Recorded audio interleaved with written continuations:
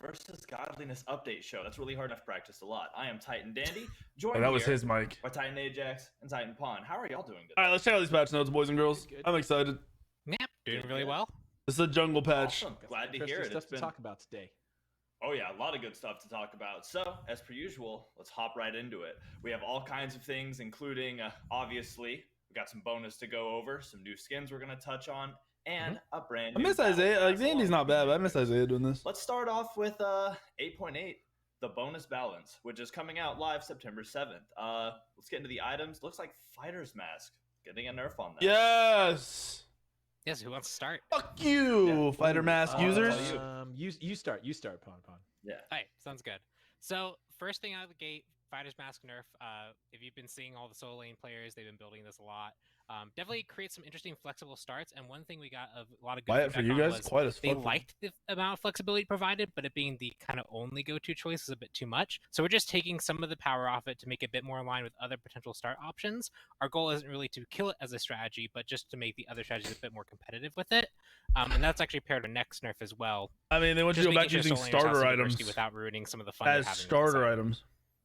And like right, you said, so Fighter's Mask is important for the early game, whereas this next one is a late game. These two items together are a very common starting, or a very common build path that solo laners are taking. So just kind of taking a little off the top on both of them. Is that what Nerf supports too? Maybe not Pridwin. Yeah, we can end the suspense. Yeah, the Sundering Axe. Yeah. Oh, they're nerfing the upgraded shit. They were so together. I just wanted to talk about them together. We'll get in there. Here we go. The graphic is caught up. Sundering Axe decreasing the total percent health damage it does. Now it still does have scaling based on the item owner's protections. This is just a little bit of the base. Ajax always has to pull up the Alma jacket. If he's not wearing the Alma jacket, I'm gonna assume something's wrong. To be honest, potential of dealing more than just that 3%. That 3% might look a little small on its own, but that is being bolstered by your protections. So these two changes being combined to just bring down the most popular solo start a little bit. We know there's a lot of very narrow margins between a couple different solo starts. Bluestone Pendant is potentially still a powerful item. No, these nerfs aren't like solo sucks dick now. Honestly, it's just you gotta change up your build back to normal builds. Definitely something we're going to keep an eye on for future patches, but this one just taking the top strategy down a little bit. See if anything new emerges. Won't get it for 500 by Sundering Axe. Yeah, you'll just get it for 350. Oh yeah, that makes a lot of sense. Always good to keep some variety in things. So next up, we have Soul Gem. We're getting a nerf on that. Pawn, what's that looking like? Yep, so we are decreasing the heal from item's passive from 40% of your magical power to 30%. This item we're kind of seeing in the trio of magical power with like Soul Reaver as well. Just in a lot of mage builds right now, and it provides kind of everything you want. It gives you that safety. Oh, Soul Gem. Wasn't that a picture of Soul Eater? A lot of utility stats. It's just a little bit too good at all these things. So all right, okay. Just to bring it more in line with other choices. Awesome. That doesn't look like Soul Gem. Have things a little more in line. Next up, slight nerf to Soul Gem's random. To be honest, that doesn't hurt mages at all. Well, it's a made-up item, so it's a made-up name, so you can pronounce it however you want. But that's a whole different story for another time. The itchy Avel. 15 power removed from Ichabod. Yeah. So just take a breath real quick. A lot of bonus balance focus. This is bonus balance. Okay. This patch, we have a lot of big updates. Fuck you, Soul Landers and ADCs. More than we normally do. We had a longer update. Last update, it was 6 weeks. We had the mid-season update, which had a lot of changes to it. The patch before. So after this Charybdis patch launch, we still have a lot of interesting things going on in the meta. So we really stepped it up this patch, and there's a lot more changes than you might normally see on just a patch that feels like your everyday patch. This is a little bit of an extra spicy one. So what you're seeing here, after we talked a little bit about the top solo start, we talked a little about one of the top mage items. Now you're seeing the top hunter items, particularly Ichabod, especially now that Boots is gone and you can rush this item. It gives you a very strong amount of stats. Item was consistently underappreciated for many years, even though I think it was quite strong. It was just hard to find its way into builds. Bro, now yeah, Ichabod wasn't used for how long, and then it's meta for like fucking 6 months. So this looks like a 5 power nerf, but really it's a lot more than that when you consider the steel. It's crazy how powerful these items are, how good they are. Buff, so just one hit is a 10 power swing. and it can stack. So this is actually a pretty impactful nerf. I think this item will still be strong, but this is definitely taking it down a clear notch. Well, to go with that notch and to go with some of the other hunter items, looks like the Odysseus bow is also getting a nerf. Oh, what the fuck? We're decreasing its attack speed from 40 to 30. This item, for how cheap it is and how well it can actually like poke out enemy teams, what the 40% fuck? They should just increase the cost of that item, to be honest. Just made this item really, really a go-to. It caused it to have a lot of synergy with basically every item in the game. And it's just being too effective. So I get that they removed 10% put it into a better attack state, speed off that make item. it more balanced, especially going into the future as we adjust other items in the future. Odibo not being at 40% is going to be something that's kind of healthier in the long term. I feel left out. I've never heard me call it Odibo, and I'm going to exclusively do that. Next up, we have Void Shield, also getting a nerf. I'll check it after. So the next set, as we move into our themes, now we are looking to address tanky junglers. Damn! Some of these are warrior items. Tanky junglers aren't even building Void Shield. Taken up on true assassin junglers, but we've been seeing a lot of warrior jungle and like very full tank build jungle. So there is going to be a lot of items. Void Shield isn't in any of my like bruiser builds. We're going to have 3 items in a row here, which target that role. So that's really weird. But 15 there's going to be some spillover. Is like big these nerfs are going to change. target some other roles a little bit, but they're starting with targeting on tanky junglers. You're also going to see a lot more true damage assassin item buffs in the main patch. But spoilers, we'll get there when we get there. First off, Void Shield. This item just provides a whole lot of stats and power protections. So solo is shit now? Yeah, okay. So just taking down the protection. Bro, you could have removed item, we're trying to shift it a little bit back toward being a more aggressive item. Warriors Axe and Void Shield from the game, and solo lane would still be OP. Next, we have Stone Cutting Sword, also getting a nerf. A lot of nerfing going on.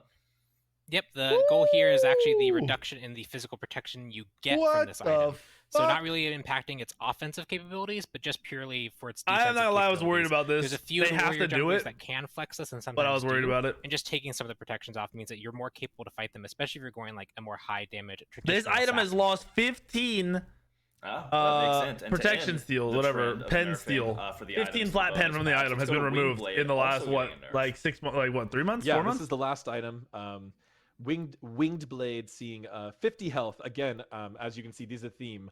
All 3 of these items are showing up in very high frequency on the tanky jungler That's crazy. They removed half the passive on Stone Cutting. Losing some of their tankiness stats. So we're also going to be buffing some aggression stats on some more true. Yeah, it used to be 10 per stack, and now it's 5. Between that shift, we do expect to see a good bit of shifts in the meta, potentially some warriors falling out of jungle, some assassins coming back in, or if they are still being prioritized, a lot of similar gods, we're going to see them be a little less tanky and a little bit more damaging than they were. September starts tomorrow at 1 p.m. It's the same strategy. So nice change here. A lot of feedback from the community but Stone Cutting was the way it used to be for like what 2 years or something, showing how powerful this strategy was. So 3 item nerf 3 months it's got nerfed in half is pretty rare for I hate Wing Blade. It's too cheap, so I'm fine with them removing 50 health here heavily. And there might be a couple gods that people might be still discussing and be curious as to why they're not on the nerf list today. And chances are that's because we felt like we nerfed some of their core items already, so we were being a little careful to not double nerf those gods. But there's still plenty of gods that got to get nerfed anyway, and we'll talk about those right now. Yeah, speaking of gods, let's dive into the first one on our docket, Charybdis. What's happening to Charybdis in the bonus? Please. Yeah, so for Charybdis, I think the big thing to focus on here is Charybdis has had a very interesting launch. Please tell me there's more. A lot of people are messing around with her. There's obviously a few bugs that we're still working through, but in general, they're trying to push junglers back to ability, and are interested to see how she continues to evolve over time as people get more mastery with the character. We've seen over this last year, especially releases, people learning how to play the character, utilize their unique strengths, unique aspects. We see their win rate actually rise quite quickly, and so we wanted to put Charybdis win rate rise. We're not doing any in big what buffs world? We're really just focused on resolving some issues. If you go There's to look no at the bug fucking section, shot she's a higher win rate, as well as fix an issue where her whirlpool wasn't giving her intended speed. We saw that actually have a massive impact on her win rate. So we want to see once all those are resolved, as people get more mastery, where she falls, and then we might look at buffs in the future if she still needs it. There's no way. I don't believe that. Where Charybdis sits. No way. And allow me just to reiterate, this is the only bug fix in the bonus launch. This whirlpool bug fix. which is a really important one. The movement Mhm. speed being removed from that, we saw a significant change in her stats when this bug appeared. So that one's being fixed early. Yeah, However, she doesn't in the die main as patch, much, we do have obviously, a but that doesn't make her large 1, 2, and ult list any of better. additional bug fixes, and I really, shout outs to Chaos and Clumsy and the engineering and QA teams, because I think they honestly nailed like all of Charybdis's major concerns.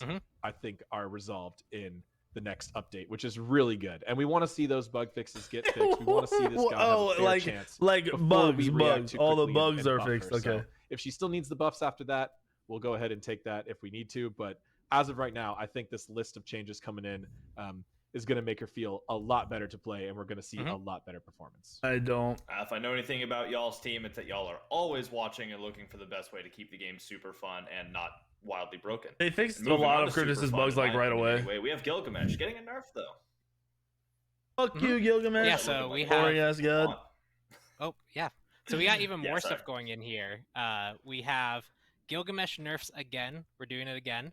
This time we're really focused on what he really brings as a strength. Almost a 2-minute cooldown as well as on his ult. The high impact moments he has when he's coming out of the jungle. So first thing is Winds of Shamash. The wind wall slow actually scales, so it's harder to get out as he ranks it up. We're going to make that consistent just so it's a consistent experience to play against. But that ultimate is actually very impactful in team fights, so much so that we really should be putting it on par with other longer team fight-oriented ultimates. So it's going from 90 seconds to 110 seconds, gives you that window to fight him in. Additionally, Dropkick is getting an decreased scaling on both the initial kick and when you get a burst hit applied to you, which is generally when you hit a wall, is losing 10% on both those aspects, so 20% scaling nerf. So especially if you're being more offensive in the jungle with him, coming out into mid lane and trying to get someone into a wall, that's going to hurt a lot less. His ult's going to be so much less relevant, gives him, and really it's not even game breaking or anything right now. Chasing someone, and at 150 range, that means it's one of those kind of invisible strengths he has that really makes his team strong. We're just making it so you have to be. That's just the bonus movement you get while running at his 3, right? Speed. Limits how much your teammates can come to immediately help. That range on that was cracked. We tested that shit out a while ago. That shit was insane. So all these will lower his impact on team fights, his direct one-on-one gank potential, as well as just how much he can bring his team with him into fights. Makes sense. That was a lot, and the next one has a lot too. Actually, Morgan Le Fay is also getting kind of a shift. It looks like.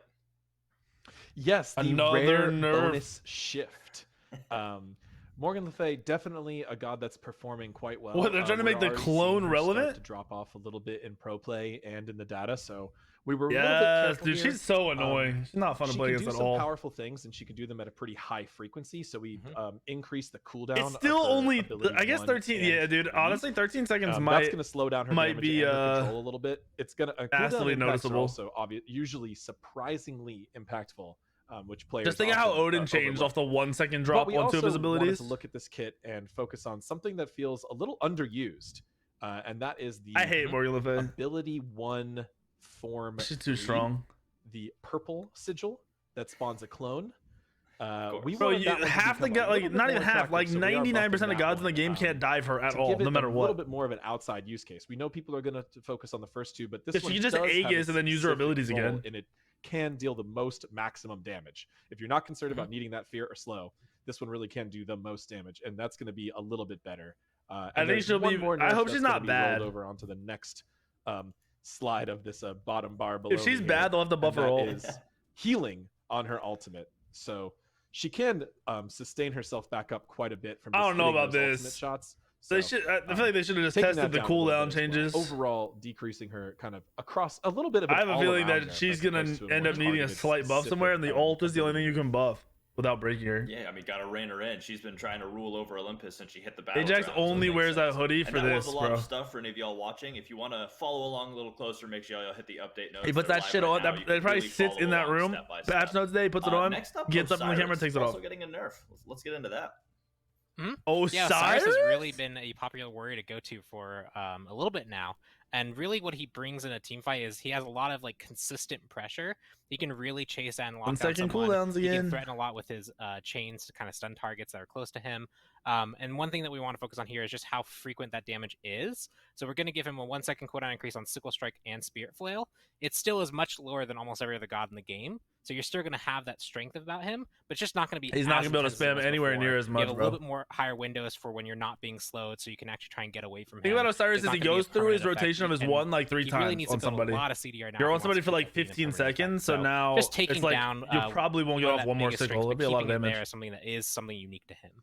Dude, warrior jungles were fucked. Sounds good. That one. I heard high res hit like everything I've mentioned. So next hurts my feelings for the jungle. It looks like Persephone's getting a nerf, and I love her. So why? Yeah, Persephone's still able to pack a punch. We are the flowers move slower. This harvest ability. These flowers have a very specific set of feedback and reaction time. It's a very unique experience playing against Persephone, and you know, I'm using the word unique. Some people might use other words, but I think it's accurate. What we're always trying to do is make sure there's a good balance between feedback your opponent has and the power that the player has, and making sure that that feels balanced. So we are slowing down these flowers a little bit. It is a 10% reduction from their current speed. The flowers kind of have their own movement speed. That's not a real number. That makes a lot of sense if you compare it to other gods' movement speed. So just this is the best way to explain it to players. So they are slowing down by about 10%. This is bonus. And we're also decreasing the base damage they do. After this, we're excited to let Persephone just live her life and grow and flourish for a little while and see how she shows up. You were seeing some fringe pro play. That's a good place to see her not taking over the game anymore. A lot of good coming from that rework. I'll still love her through it. Next up, we have Yamoja getting a nerf. Ooh. So Yamoja, similar story to when we were talking about Gilgamesh. Yamoja's been pretty much consistently top pick ban in competitive play for the whole year, pretty much. And one thing that's a major strength to that is River's Rebuke. That ability is such a strong teamfight ultimate, especially when in the hands of pros, being able to like subdivide a team to like split them to like fight them in their corridor. That's such a powerful ability that we think it deserves to be something a more 2.5 minute cooldown power. So it's getting the 140-second cooldown, so that players have a big window to play against it if she uses it in a fight and it's not quite effective. Bro, that's ridiculous, man. Omi. She has this ability when she. I think that's insane. Basic attack. The basic attack can apply that bro in like bursty team fights the way they're played to target. Her so ult being down will make her feel like just shit. Removing that. It's extra for what she needs to do. Oh my it causes god! her to have these hidden synergies with other teams. And supports aren't like early stacking CDR, so this is gonna fucking slaughter Yamoja anymore, especially considering her prevalence in pro play. Yeah, that makes sense. 10% is one of those numbers that you scoff at first, but when it's every basic attack, people are not going to want to play her without the ult. And like casuals in ranked. Ymir getting a nerf. Ymir nerf? What the fuck? Yeah, so we nerfing a lot of new gods here, as well as you can see Osiris, who was the just still going to be good, but in team fight she's going to feel like ass. Finally, if your ult isn't up, if you ever, it's just like Olderun. If you ever fought without your ult up, feel like ass. In the main patch, there's a lot of tied themes here that we are buffing a lot of underused supports. We're hoping to shake up the support meta a little bit. It looks like that this extra bonus he got in damage reduction, which was a buff we applied. You won't even notice this to Ymir, honestly. He became pretty meta since then. He was showing up in pro play a lot. You know, he's a staple god. He's going to show up in your casual games pretty often, no matter how strong he is. People enjoy him. He's straightforward to play, and he wasn't before really though. Ymir wasn't played at all for years. A while. Now we're bringing him down just a notch. Ymir won't last too long. These shifts, 100%. I'm surprised they didn't just nerf that. Rotate into the SPL meta. His wall lasts for like fucking 6 seconds. I love shaking the tree, but that actually does it for the balance. We're moving on into some fun 8/8 skins. Let's see what the bonus. That's all for balance right away. Like. Y'all ready? It's kind of unfortunate. Awesome. Well, the first one we have is Cinco. I mean, it's not because warrior junglers aren't going to be as good, but jungle isn't really a massive buff for the bonus balance. Yeah, that's a cool skin. So cool. I love the colors and like that big fluffy tail. As an Anubis main, you know I'm interested. That's a fucking like a card art tool to look like a game. Like almost like a Pantheon shift, but also the Fox theme, which is present across multiple Asian cultures. Oh, I know Big Patch is nutty. Anubis's character silhouette really well. This is a really cool more colorful style for Anubis. A lot of his skins, he's a death god, so he does get a lot of dark and deathy skins. But I really love how the team was able to pivot this into a very different overall presentation. I want them to give Anubis like a completely different model. Look at that cool little spirit creature hanging out on his staff. So many amazing details. So many great things. Just absolutely gorgeous skin. I love kind of the fiery effect on the tail and in the hair too. Let's go ahead and listen to the voice line. So long as proper respect is shown, I can be a fierce ally. But those who desecrate my shrine will meet my vengeance! Don't desecrate the shrine, got it. Yeah. Skin's decent. The colors are pretty cool, but awesome. outside of that, it's like Anubis has 80 so skins. The next one we have, also part of the Odyssey, is going to be Silver Bullet Tsukuyomi. So yeah, let's take a look at, ooh, that's awesome. Yeah. Tsuku skins. And I'm down. Anticipating this one for a while. Got that kind of like a, I guess, I was gonna say vampire, but werewolf hunter, I guess, if we're going Silver Bullet here. Yeah, I'm always really interested to see how. We had this, I think, on like Athena as well, maybe. Okay, I honestly thought the weapons would be a little bit cooler looking, but it's a relatively good skin. well-known Okay. horror subgenre. A lot of detail. That you see a little book. in different shows and movies and video games. And Tsukuyomi's unique weapons always are really cool to bring him to different. Maybe when they're worlds glowing, they'll look doper. Completely new weapons with a completely new theme. Really interesting looking. Yeah, and you can see like the wolf's head as kind of the, I guess, the hilt of his blades, and just it has that monster hunting aesthetic. It's very cool. What a great skin. I also love too with the jacket how it has the golden crest on the back. But let's hear what he sounds like. Werewolves, witches, trolls. I'm ready for anything that stands before us. Wow, so it sounds like he's hunting everything, not just werewolves. So I guess also including specifically werewolves. You can see the visual tells all over the armor. Well, maybe that's what he's best at, but he's ready. He's a skilled hunter. He can take care of some other fantasy horror creatures. Of course. Okay. Next up, we have the Death's Door chest, and that's bringing Death's Door Janus. What the fuck? Ooh, oh my gosh. I like that's that. so spooky. Bro, I swear all these gods, except for Tsukuyomi, like every other god they do, has a ton of skins. These like the skeletal skins where you can kind of see through things. Looks super good. That color, like the blue green fucking combo colors. Wanted to take something so for Janus and go a little bit more serious, a little bit more intimidating. Janus tends to have a lot of silly pretty good. skins, I bet his abilities look cool, which is great, and it fits the god really well. And some of them are, some of the best skins in the game. This god is such a great god for so many different artistic explorations. But if his portals were that skull and like he ulted at you and you saw the skull flying at you, that'd be pretty cool. Look at how cool he looks. Like that is a really interesting looking, magical skeleton lord type of character. Yeah, I know he has like the mechanical movements, but like they work really well as like this like creepy, unsettling like skeletal movement too. Yeah, it fits it perfectly, and the like floating skull he's holding, it just all looks so good. Also, like the bolts in the back of his head, just so. Let's listen to what he sounds like. Fear is the tool to reach success. Let us see how scared our opponents are. Yikes! Spooky. Aptly scared. At least here, at least that much scared. So that's a lot of good.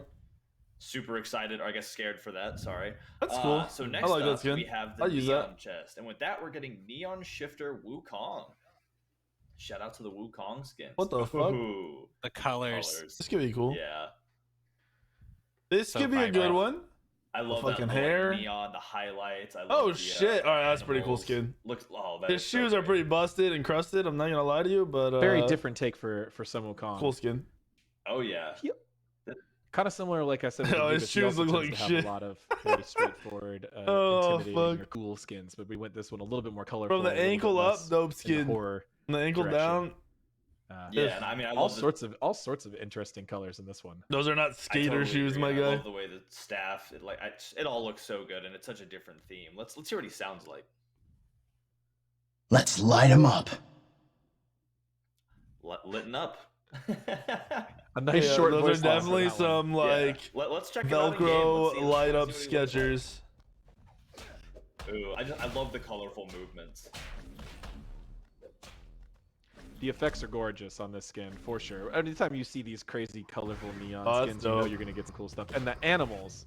Look at those neon trails that go with the animals. I was hoping they wouldn't all be pink. Hold on, you gotta do the bird. That's my favorite. Oh, they're all pink. That is so good. We're just colors are good, though. Yeah, just watching the light trails follow the wings, just like one of those is gonna pop out of the jungle, and I'm just gonna stop and be like, oh yeah, that's cool. The monkey slam. Now you can bird away in style, which you know your opponents are like, oh, it's really simple right now. Like you know that's gonna happen. Well, that's super cool. Super love that. But yeah, that wraps up for the skins coming out with the bonus update. Again, that is dropping September 7th, so be ready for it. With light up shoes. Changes. It's gonna shake the tree a If little you have to ask, so next up we know you're wearing light up shoes, my guy. We have Cthulhu's video. Let's start that with a fun little video. How about it? Meet the cereal kids are crazy for, Cthulhu's. Start your morning mad with a bowl of morning happiness. Cthulhu sale is ongoing now. You will take part. Save up to 33% off gem bundles. You will take part. Crazy crispity, crazy crunchity, crazy crunch. Select chests up to 50% off. Why is the you will audio take keep part. fucking up Boosters, on this avatars, VOD? wards, and more up to 50% off. You will take part. Party up with up to What the 3 fuck is in times his favor. nose? Worshippers and XP. You will take part. This is your duty.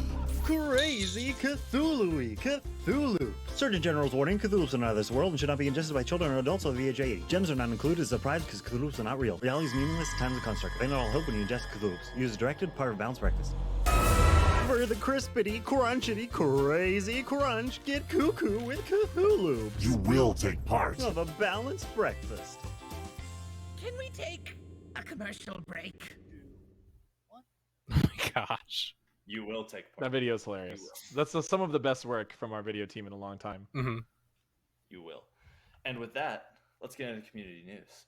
Starting off with Cthulhu's, actually. As you might could have guessed by that video, that was not at all terrifying and totally fun. That was weird. We have the Cthulhu sale going on still, but it ends soon. It ends September 3rd. So make sure if there's something you're really looking forward to getting, you go ahead and get it now, because, I mean, who can beat the Cthulhu? There's PTA's 3x worshippers from Friday to Monday. Oh shit! Too bad the PTS out. You can go to Twitch and That's claim pretty big the Shadow bamboozler. Howler Humbot skin. Still available to claim. It's awesome looking.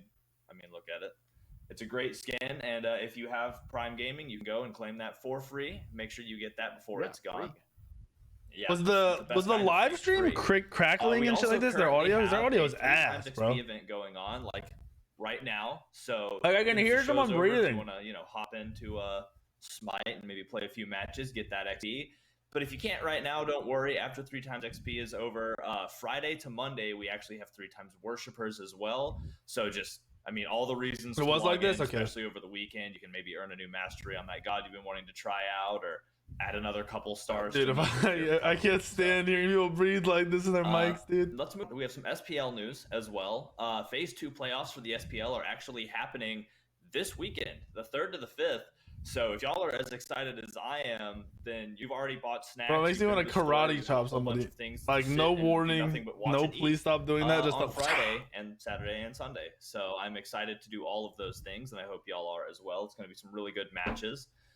We also have some merch news. The limited edition mouse pad is making its way back. Their mouse pad, I don't know the quality of it, but the design is pretty cool. Still going, but it's coming to an end soon. We haven't touched the things. You'll have a chance to win. And you see Lupo and Tim going to YouTube, yeah. As soon as you can, today, tomorrow, as soon as the show's over, get them in because we want to see that stuff, and we're excited for y'all to be able to share your art and your crazy ideas with us. I'm also low key. They leave, maybe have a chance of like growing, getting to the top. Take their spot. Still going, but not for a lot longer. We fought back the evil, but it's not quite gone yet. So make sure that you hop into the Upside Down Arena and finish grinding out that battle pass before it's gone. I didn't, Tally. I mean, the skins in that, all of the things you can earn are totally amazing, and the Upside Down Arena is a joy. So make sure, a horrifying joy. Make sure you hop in anyway, and make sure you get all those prizes. And finally, please stop breathing the your mic. Bacchanalia calendar event is still going on. We talked about this in the last update show, and it's made a return, but it's almost away as well.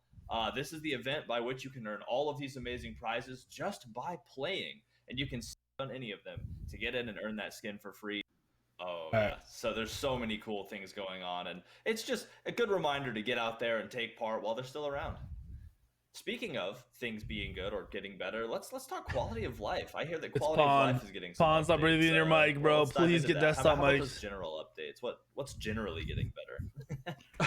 Yeah, so quality of life, we always making sure to look for places around the game and you know, any place around that's the game cool. that we can improve. Those are good quality of life changes. You know, make things feel better, make things read better. So this is one that has been requested for quite a while, and we did with John's point not that long ago. Is now Shifter Shield and Blackthorn Hammer will have 2 different colored buff icons for the different buffs you have when those items are in their different states. So just a little bit of extra gameplay. These little quality of life changes are things they should have put in a long time ago. Like they're just basic stuff. I'm surprised nobody asked for it before. And, I think something's happening to Bracer of Radiance. Yep, we also have the new minimap icon for Bracer of Radiance there. Jordan, I already know you went in and bought all this shit that they just promoted. Switch. Yeah, of course. All right, so let's talk UI. I hear that there's some stuff happening there that's going to make everybody just feel a little more quality in their life.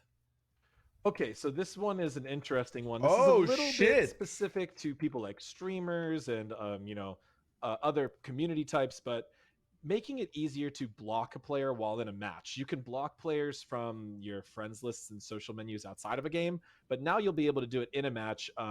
You'll be able to type a variety of different complaints I can block all you fucks. To block people from sending you whispers you don't want. I would also like to let people know that you can turn off the ability for random people to whisper to you entirely. That setting does exist. You can go turn that off if you find yourself struggling with random I'm gonna block all you dicks. But if someone's on-tone voice, wow, I'm having so much fun in Upside Down Arena grinding my battle pass just type that I paid $20 for because it was really worth the value. To block the most recent players. So I want to make it really quick and easy while you're in a match. We know you're fighting, you're smiting. You don't have time to type all that. So you can just type /B. I'm just glad I can block lockdown. Recently whispered you. Or you can type /block player name to do that. This is just, you know, a very specific thing for our content creators and streamers and stuff like that, but should be another way just to be able to protect yourself against toxicity. That's great. That's super. And good. Riley, although, you know, most of the block Riley, block lockdown. I'm good. Loops these days, so no blocking that, I guess. So next we have some new ranked requirements. We got some ranked changes a little bit too. What's that looking like? Yeah, these are exciting. So the big thing here is we're actually going to add some restrictions for actually being able to queue ranked. 2? So the big things here is you have to be level 30, which is unchanged for Conquest. 30 Conquest games played. You have to have 20 own gods at mastery level 2. So this is a new feature where you have to have at least a god you're comfortable with at level 2, as well as you need to have played 30 normal PvP Conquest games. So now if you're actually going to queue for ranked, you have to have met the bare minimum of having played some Conquest matches to get familiar. I don't understand putting more requirements on ranked. Enough gods. Nobody fucking plays ranked. We need to make people want to play ranked. They need to up the incentives, dude. For Joust, they need to have some 6 skins for playing ranked. Just to make sure you have enough gods to select from, and you need 30 normal PvP Joust games played. If you're queuing for duel, we don't have any restrictions at all. We're just keeping the existing ones, because if you're opting into the 1v1 experience, it's not like your teammates are going to have to be playing with you as much, so you're opting into that experience on your own. But for Joust and Conquest, where you're going to be teaming up with other players, we're going to make sure that you have a minimum understanding of the mode that you're queuing up for, just to make sure that you're not opting into an experience that's going to be potentially bad for everyone involved. Yeah, I mean, that sounds awesome. I think it's going to be really cool. They need like actually people, sick ranked maybe skins. Not dive into ranked when they're not quite ready yet. Help they add that one extra step. So really awesome. Really awesome. We also have some map changes coming up, it looks like. Let's start with Arena. What's happening with the Arena I map? thought we meant Conquest. Oh, we did a really exciting event here where we had a player feedback survey, and as part of that survey, players got to choose which Arena art set you want to go back to.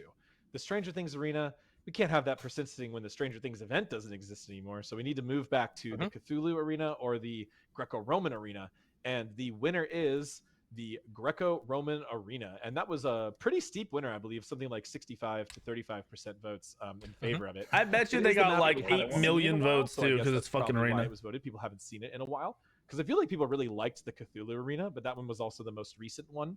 So I don't know. It was an interesting thing to do. We never really quite had players decide an art set in a map like that before.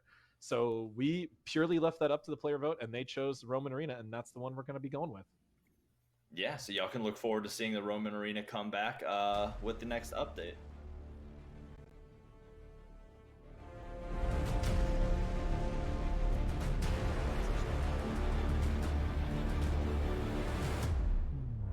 Why is it always Bologna?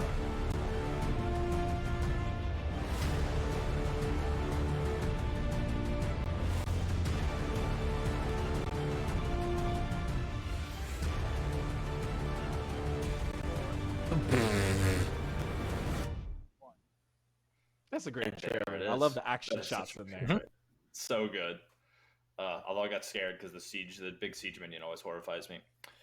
So next, we have some assault changes as well. What's going on in assault?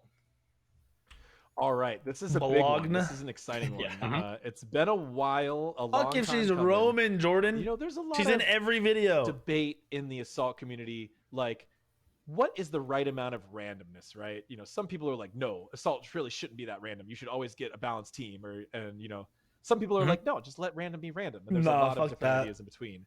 Shouldn't be fully random. Really positive was the healer rule. So if one team gets a healer, the other team also gets a healer. That's already in assault. If one team gets a healer, the other team will get one as well. However, those weren't always balanced. You know, Hel and Aphrodite out heal a lot of the other gods by quite a bit. Also, you could have someone on your team who potentially rerolls your healer and puts you at a big disadvantage, which is also problematic. So we're implementing a few features to make this feel better. Specifically, healer tiers, and healers will no longer be able to be rerolled. So if you get a healer god that's tagged as a healer, no matter how many times it's been traded or who has it, you should not be allowed to reroll it. If you find a way to break that, let us know, and the QA team will help us reproduce that and get that fixed. But you should not be allowed. So if you get that Aphrodite on your team, someone is playing that Aphrodite. You cannot get eating right. I am. And also, dude, I had really good dinner tonight. 3 tiers. So if your team rolls a tier 1 healer, D2R known reroller of healers. A tier 1 healer. Oh, D2R's YouTube came up on my fucking recommended yesterday. Matches, so like Hel versus Hel, but you know, depending on the tier you roll into, you'll get a variety of different healers, but they will be much more specifically even in the amount they can heal their team.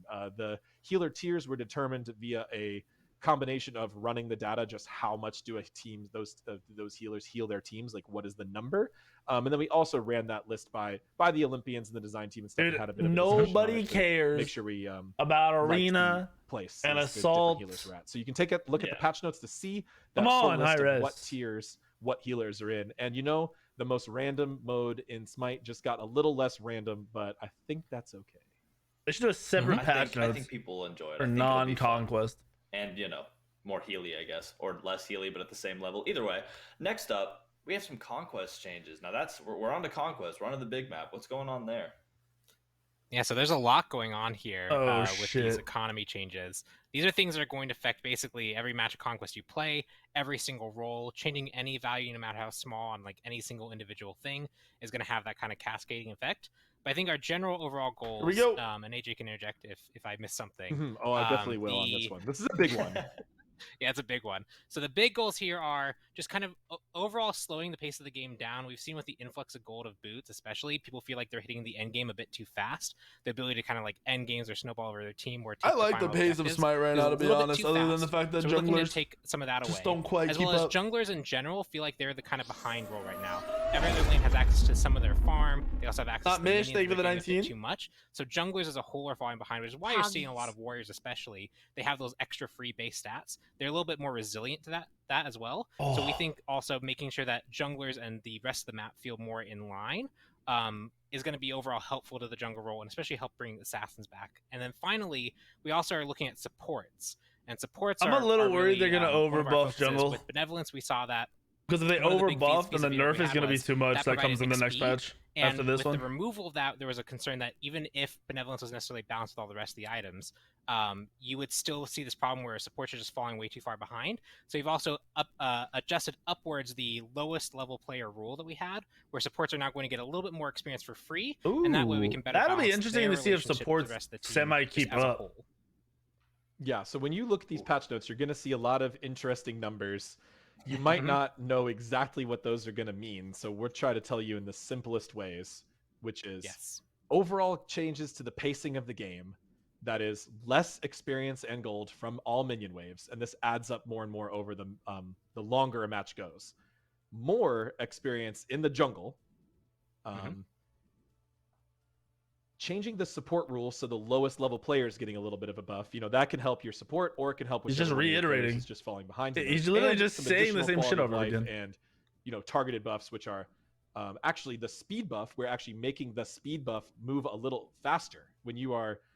If you're a jungler and you're holding the speed buff, you will now move 8% movement speed base instead of 5%. So actually just buffing junglers directly through Let's that. go! And we're also changing the initial Thank you. It only took fucking, what, 2 years? First few things that everyone kills at the beginning of the game to give you a little bit more time to get to lane. The buff camps and back harpy camps are going to spawn a little earlier. This actually could potentially even create some more unique starts. We do expect a lot of people to follow the same starts they're doing right now, but they'll have a little bit more time to get to wave, but not quite enough time to go do a whole lot of other things. It's a 5-second change. And the last thing is actually the green buff or the support. So they're spawning buff, with speed. One. We're actually delaying that start. So everything else because they don't want idiots starting green for no fucking reason. Do I start red? What do I do? We're actually delaying the spawn of the green. Back starting so earlier. Don't try to start it. Or so spawning earlier. I'm wondering how that's going to change anything. Actually, minions will have met over a game. That'll be like one extra camp that'll spawn. Start at red, purple, yellow, or blue as you roll should do, and you do your traditional start. You're going to have more time than you did before, and also every idiot starts green. I know a lot of subtle pacing changes across the whole game. This is a really big change for us to do in a patch like this. You know, we have some big other conquest updates coming up soon. We were really discussing whether or not we should have it wait. And that green change is really fucking important for low level games. We were talking with the pro players and Olympians and monitoring our data and feedback. We saw a lot of opportunity to make Conquest feel even better. And these changes are where we arrived after all of those discussions. And a lot of data and a lot of calculations and a lot of discussion went into this couple bullet points here. Yeah, I mean, that sounds, there's a whole laundry list of things that changed. And again, for any of y'all following along, if you want to be able to read over that at your own pace, make sure to check out those update notes, because these are going to be big. It's going to be a lot of interesting stuff. So support really helps red, then backs, then green. No, the pace, like support goes purple and goes to lane, bro. So you're not getting green buff at the start of the game. Changes. How about we roll into Holy 8.9's balance? Let's get into items. We have relics right up to bat, and Belt of Frenzy seems to be the first one in line, and it's getting a buff. How's that looking? Yep, huge amount of relic buffs. Our goal here, and you'll see as we go through all this, is really, we've seen a lot of support players feel a little frustrated that they don't have access 10% more attack speed to burn objectives. They feel like they often have to go these specific choices because doesn't it give you pen when it's upgraded as well? Enough to justify comparing to like Blink or Sundering or Beads. And 3% extra movement speed on speed buff, and then add that on top of to start off the buff speed buff. It's going to be getting a buff. That's a lot of movement speed. We're going to increase the attack speed of the buff from 15% to 25%. They're also nerfing stone cutting to the point where you probably don't want to build it. Burn down objectives, really burn down the towers and structures, and potentially burn down the enemy team when you pop it in a fight. So much more powerful in its purpose, makes it better compete with the other utility choices. Oh, it gives buff damage, not pen. Okay. Wait, really? I thought it was pen. Speed. So since it and its buff and its upgrade are getting a buff, how about Heavenly Wings? Looks like it and its upgrade are also getting touched a little. Ooh. Yeah, so I like when Heavenly's in meta because then you just fucking get free haste. Relic changes. This is like this update really turned into a really exciting one with a few balance changes between trade stone cutting for dominance. Well, stone cutting's cheap. Isn't dominance like, as Pawn mentioned, our main like 2650 or something? Relic changes was to what up, Soldier? Hold on. Soul Jacob. Thank you for the 9 months, brother. Building these other utilities. Ultra, thank you for the gifted. Specifically on supports, but also potentially on other roles. Heavenly is such an awesome active because I don't have to fucking build it. For Shell for many years, that like was shitty supports build it and just give me buffs. Shell, and we saw everyone kind of go back to Beads and Aegis, even the tanks. So now we're trying to see how can we get these other relics to be like, in a spot where they compete with also rushing dominance is usually not meta because dominance is percent pen. Heavenly Wings being a shorter. You'll just want Crusher, bro. Crusher is a really fun I heard they're buffing Maces. I heard they're buffing Yodens, Crusher, and all those items. So good to use. Those are going to be hard meta. Your team of slows is really impactful, and being able to give your team the rare Hastened Fatalis type of effect on the upgrade is a pretty cool thing to bring to a team. To a team fight. I think gods like Mercury, you'll go Golden Blade instead of Stone Cutting, and then you'll go Crit, and then you'll go Dominance. Terrifying. And then you'll go Serrated, and you'll just have a fucking shit ton of pen. Horrific Emblem and its upgrade are getting a buff. How's that going? Yep. So Terrific Emblem is getting the kind of frenzy buff. I hate Horrific. In the opposite direction, it's a 15 to 25% reduction. Make sure that it counters. It's a frustrating ass item, but if they're buffing Heavenly at the same time, they just counteract each other. As Belt of Frenzy as a whole anyway, and so we think it need an extra buff on top of that. So it's also getting the decreased cooldown from 130 seconds to 110 seconds, and that's going to be mirrored to the upgrade as well. Yeah, I mean, add some good counterplay, adding variety to fight the variety. Never a bad time. Next, Magic Shell getting a buff as well. All right. So, I talked about how we nerfed Shell. Well, this is our attempt to bring it back a little bit. Shell has a cool new effect on it where it can actually reduce the damage dealt from basic attacks, kind of specifically as an anti-hunter, or if the team is running, like a mage ADC hunter, soul mid, and a hunter. This could be really pretty cool. So we're actually bringing this effect. It used to be only on the upgrade at 50%, but now we're applying it at a 20% amount to the regular relic, and still at least it directly affects auto attack gods and not like mages and ability gods. A little bit more powerful, especially against hunters or potentially those basic attack assassins like Mercury. People still build shell in my game, so there's just straight buffs that pick up. Very nice.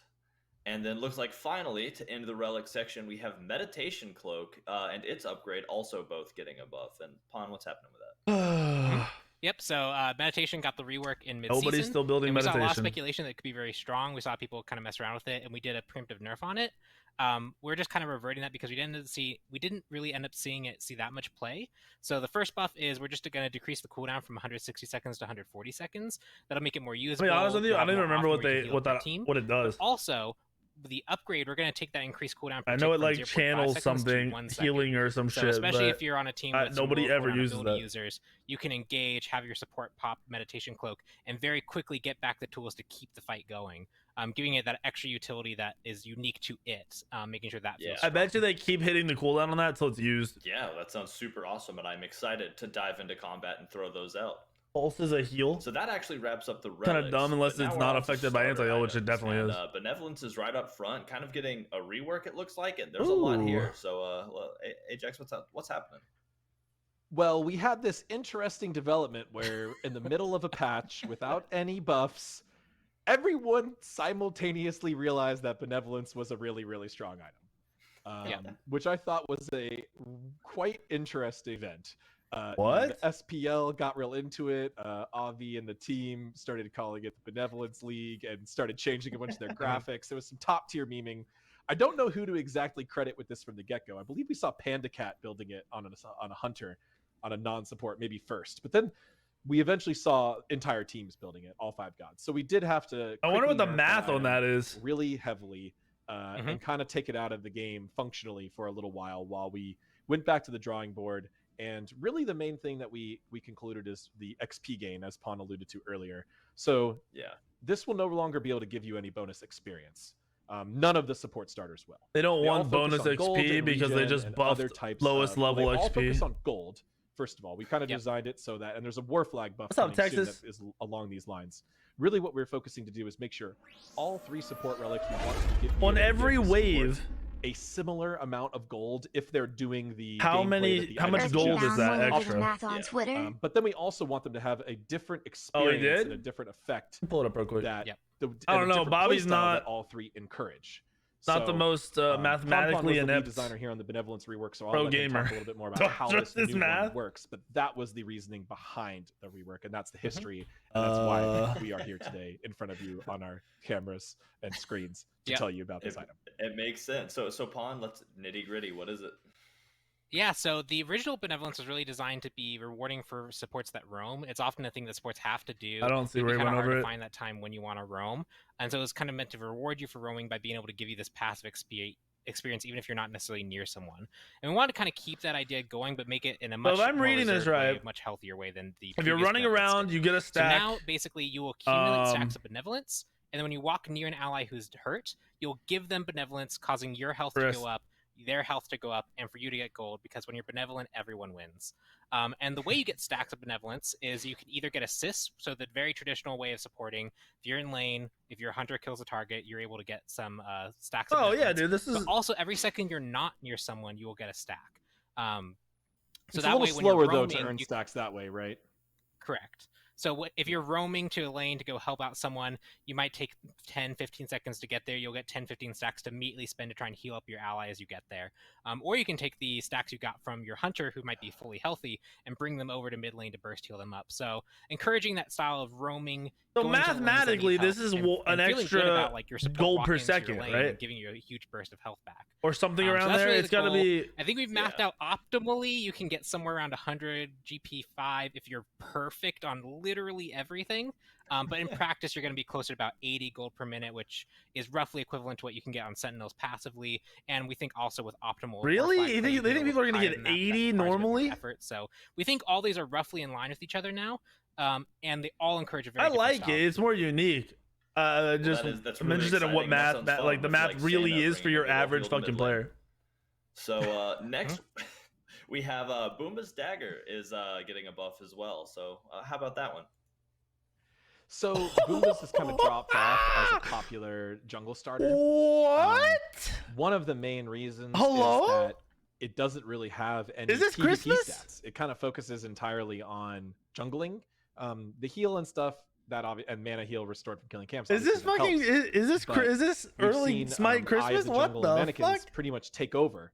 And we want to be buffing junglers right now because we're hearing a lot about assassins and jungles falling behind. So instead of Dagger is fucking nuts now because they just buffed it. Boomba's by giving it just base power, which is obviously going to affect its jungle clear, but also help these characters fight against other gods. Bruh. Also going to help it apply to other things more late game.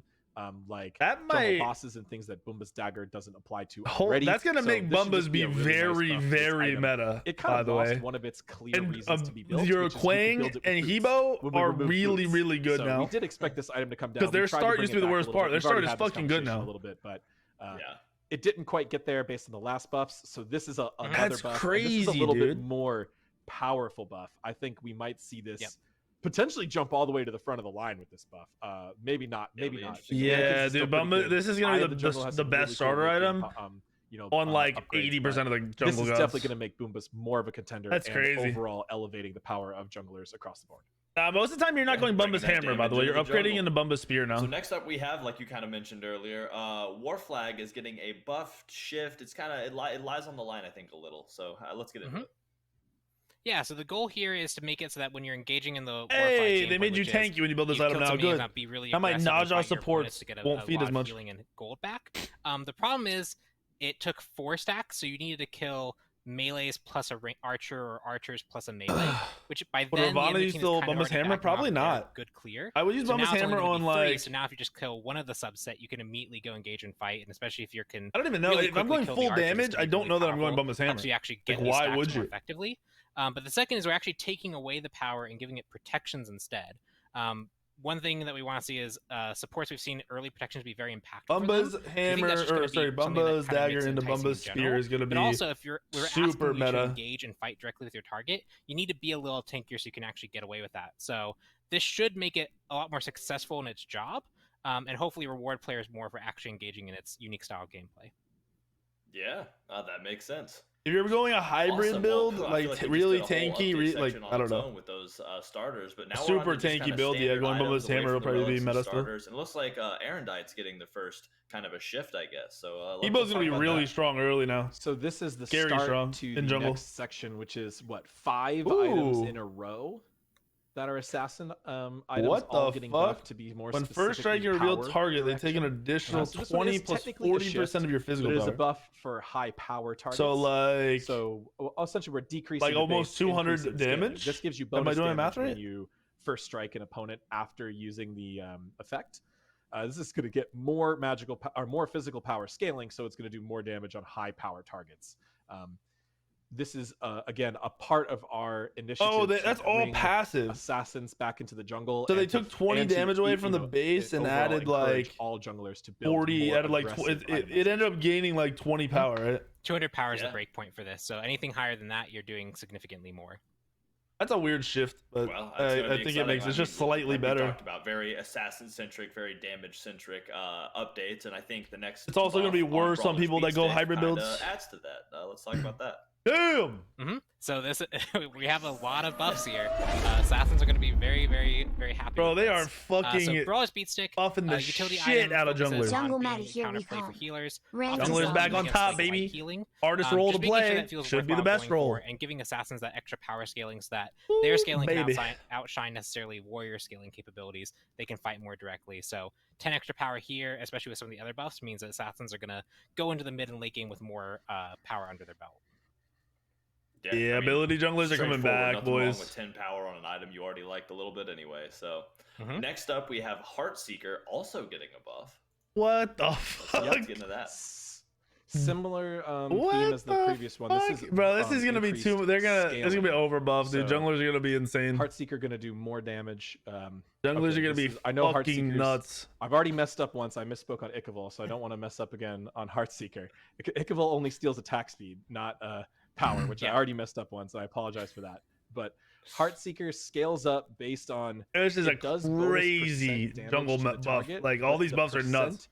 Scales up based on your power, right, Pon? Is that correct? That's the right. That is all correct. Yeah. So this again gonna do more damage if you have more power. Heartseeker Erendite about the fucking slapper clapper combo, dude. 3% base. A lot of extra burst. A buff for all different forms. Great content. Yeah, there's gonna be a lot of shit. Trying to. I just updated Smite Source a fuck ton today too, and then once this hits in a month, I'm gonna have to update again. Next, Yodens Wrath also getting a buff. Looks like it's a little cheaper.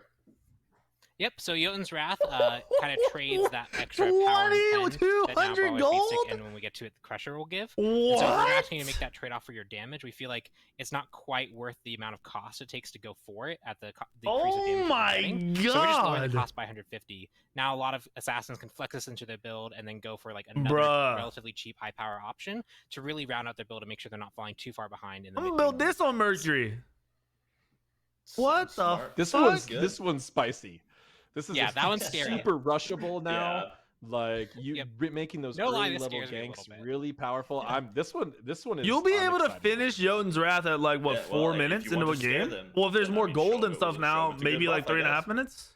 Yeah. So next up we have the Crusher also getting a buff. You'll hit 5 and then finish Yodens. Base power. 40 power on Crusher. This was a really powerful item for a really long time, and Crusher was really low power though. Just had to be this one kind of makes sense to me more than anything. Sometimes when we nerf items, it takes people a long time to get over that memory, and even though the item's not that good, they still want to. Yeah, this is so honestly this Crusher buff I thought would come a long time ago. The bad end of the deal here, and we're bringing it back. Mace build, Heartseeker, Erendite. I think a lot of times in Smite history, people have always perceived assassins to be very strong because they can kill people. Starter item. So they're also triple very mace high with Titan's They tend to not put up as good of stats as some other Heartseeker, Erendite. So it's just a really interesting, just overall thought process change towards the whole damage bunglers coming back. The way the role's supposed to be fucking played, dude.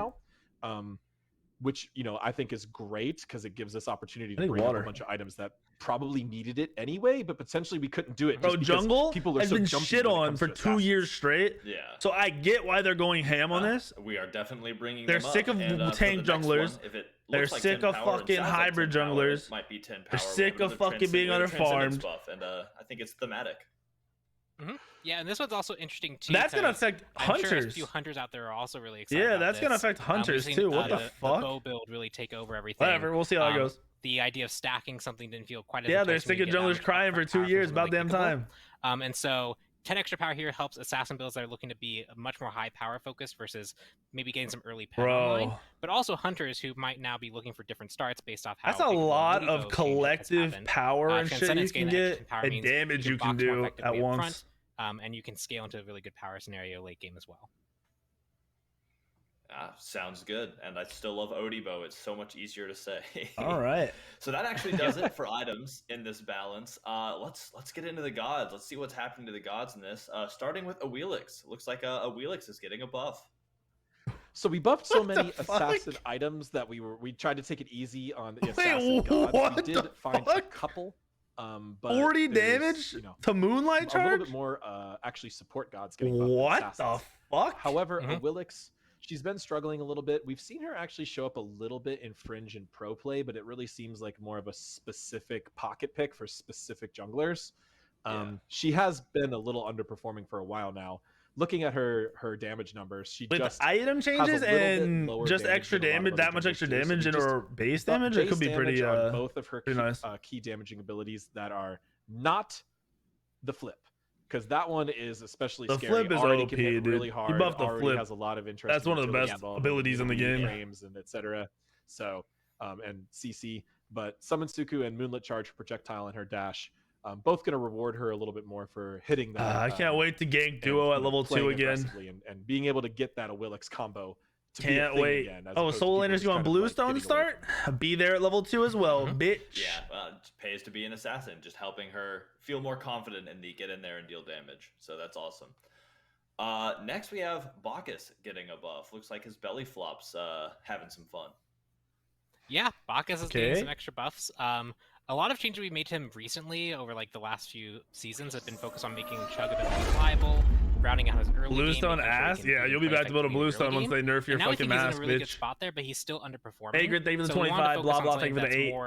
Argia, thank you for the 19. Late game, which Ultimate, thank you for the biz. You are biz. kind of the engage for your team. You're the lockdown. At 16 seconds on belly flop, I don't think really Devos is coming back. You potentially Hey, maybe, but I doubt it. A lot of time to regroup and recover from that. So just lowering down to 14 seconds means that he can do that more frequently. He might be able to get out a bit more frequently. Just overall helps his late game. That's not how that works. Yeah, okay. When you're building Bluestone, I'm gonna call you a dumbass. To have that engage up a little sooner. Next we have Baccusura getting a buff. How's that looking? You'll have some other excuse. So both, reverting. King Arthur will call it. I bet everyone else is not so in the meta. We felt that these were clear. Yeah, that's actually fucking interesting that they nerf. Is that they nerf auto attack and then buff Bacca real well. That devour ability. We were concerned about that with the season 8 map launch, so we were there was a nerf around that time to Bacca. He's not performing as well. He's still clearing pretty well. Really, where Bacca makes his impact is in his team fight presence and his late game presence. If he is at the stage where he can actually use Regurgitate alt to chomp down a bunch of enemies, he does great. That's wild that they buff this now. But he also sometimes just dies instead. I don't think Bacca comes back. And that's not great. So some small changes to this. The longer CC immunity allows him to get a couple of those, guaranteed chomps off at the beginning. And the increased duration of the cone buff, that lets him, play his ultimate a little bit more wisely. If you need to pace yourself, if you need to step back for a second, dodge, juke, then leap on someone and get a few more chomps off, you can do that with this extra second. 1 second for the cone buff and a half second. It might not look like much, but those are pretty impactful changes when it comes down to ability this powerful. So we really wanted to avoid just like letting Bacca just snowball the early game jungle any harder, but we did want him to have a stronger team fight presence. Similar, kind of similar theme as Baccus, which is crazy to me that we're having a discussion about Baccus and we're not concerned about his lane clear. If Bacca was CC immune for the whole duration, he would probably be broken. So late game team fight buffs to Baccus and Baccusura, both kind of interestingly opposite of what those. As long as solo laners are crying, I'm happy. I think both are going to be really good to round out their overall experience. Yeah, King Tam, thank you for the 26 months. Definitely, they're getting a win today, and that's good. Moving into the Seas, Shock is also getting a buff, which I love because I love Shock. Make it meta, Pod. Make it. Do it. We're doing it. Do it. So why basic can't attack Shock speed. be good?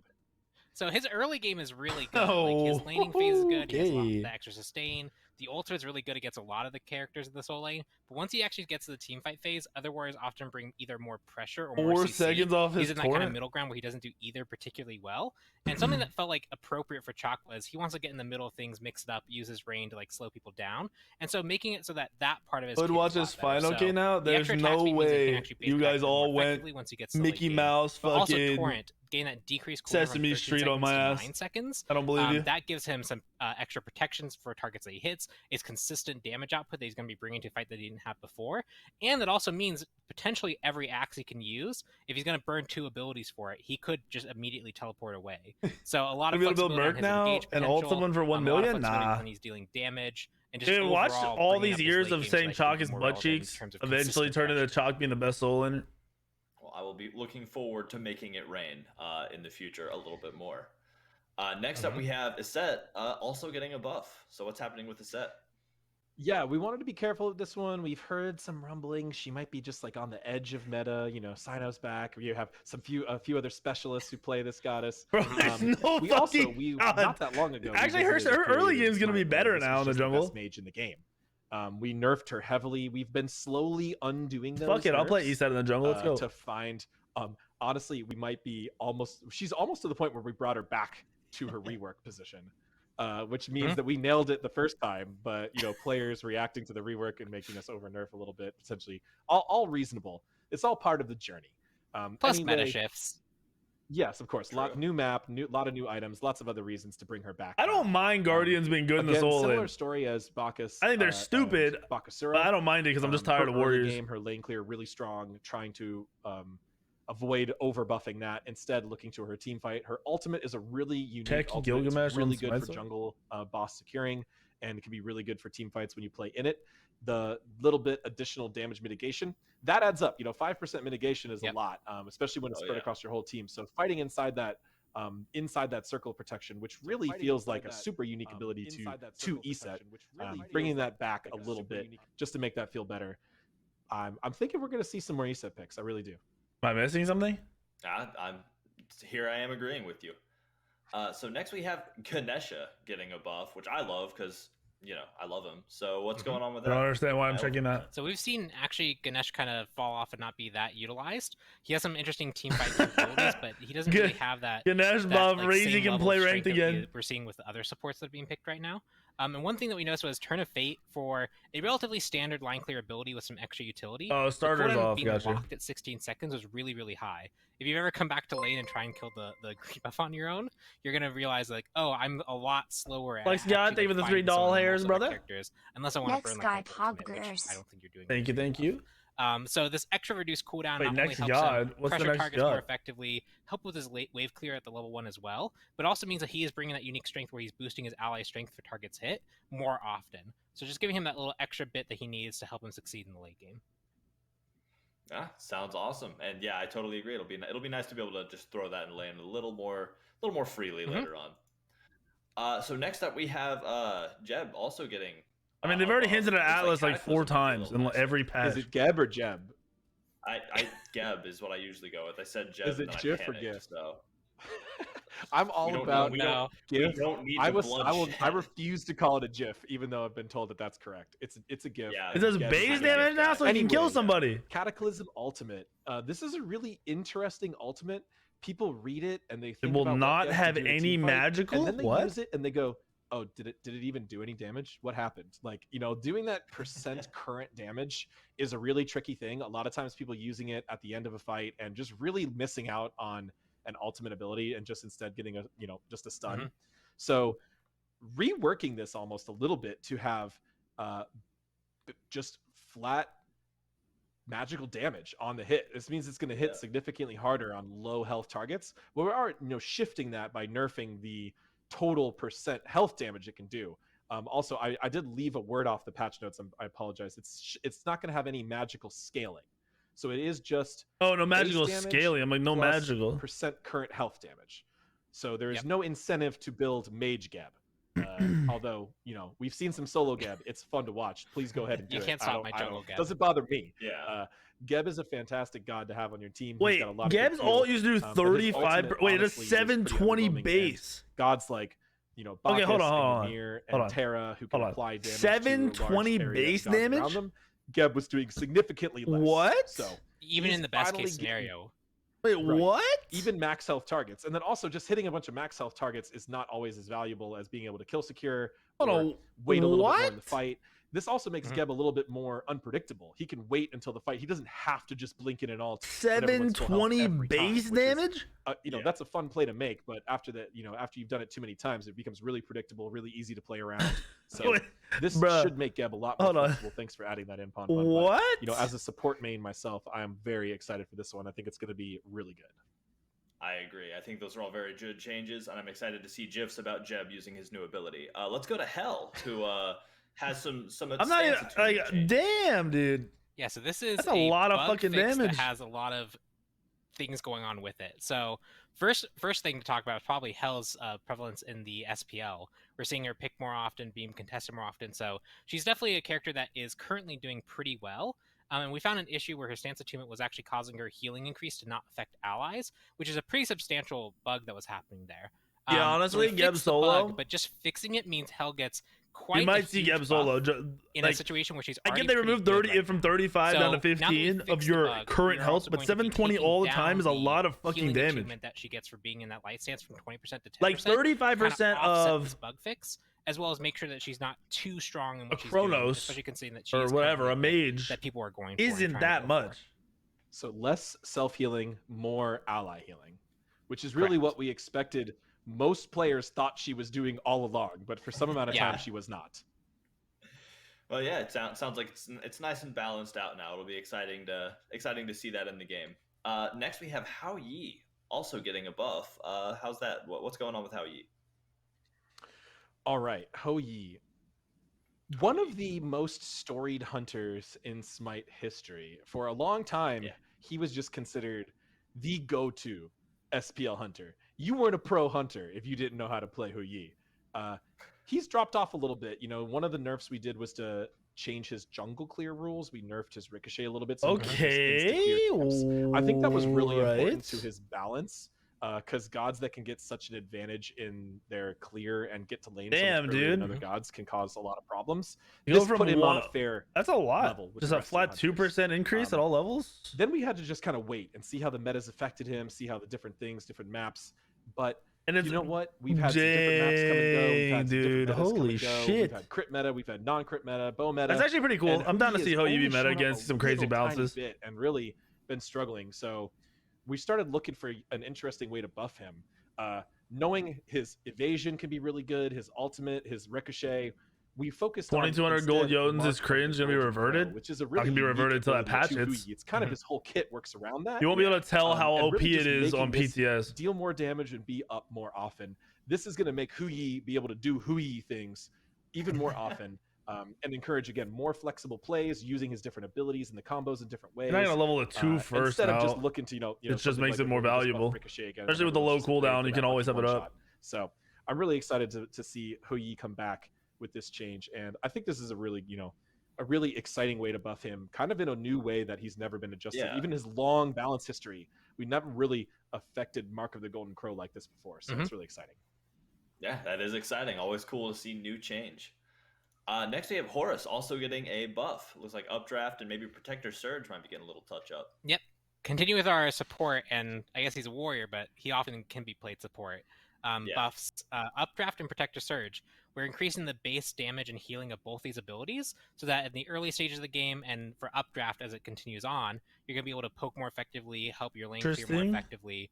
But also Protector Surge is going to be getting that healing hell, buff and Horus. So you're going to see some healing be more common because you're focusing more on pressure. You can heal up your teammates a bit more effectively.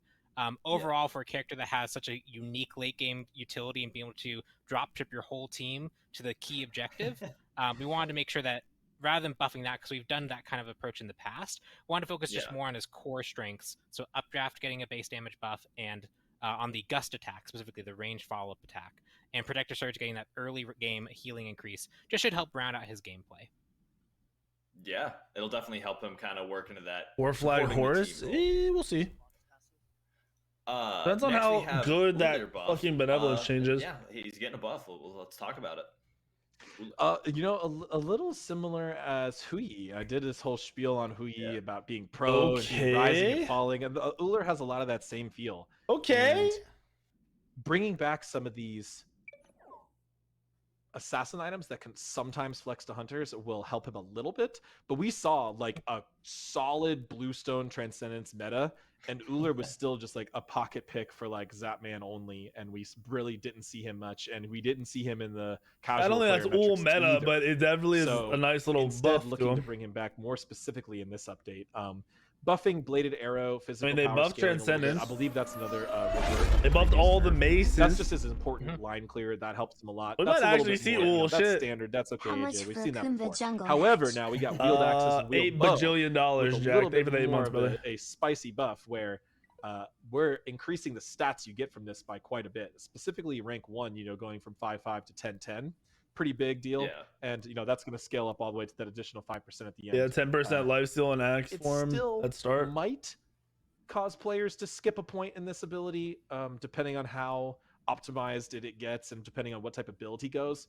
But 30 additional stats for free is nothing. Is nothing Charybdis to Nerf? Ignore. It's still, that's still pretty meaningful. Didn't even get buffs. Hopefully this brings Ullr back a little bit more, or at least those people who are out there who feel like they got Ullr, they practiced all this time on Ullr and it's worth nothing. Well, it's worth something again.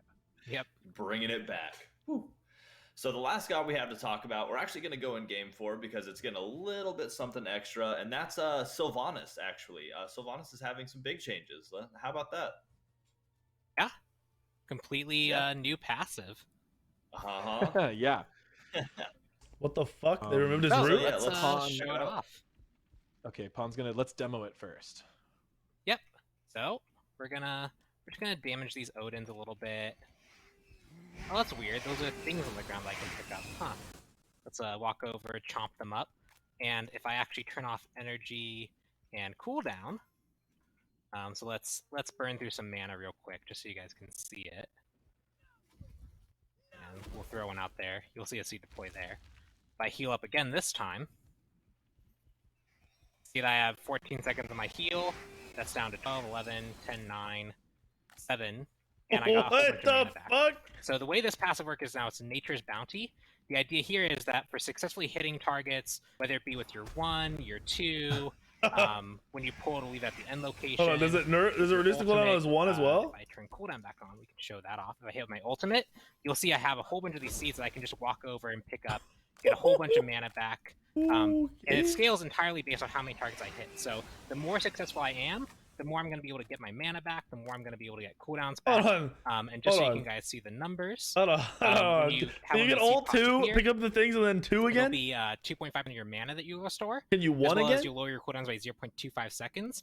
But at level 20, this ramps up to 1 second off all your cooldowns. So if you're in a team fight and you're hitting your ultimate and your heal... Oh, at level 20, it's 1 second. Okay, so it won't be as OP early. It'll still be really fucking good. The main goal of this passive is the previous passive where it rooted targets randomly. Bro, I'm glad that root shit is gone. That's annoying as fuck. And the player fighting Sylvanas, and they really had no indication it was going to work.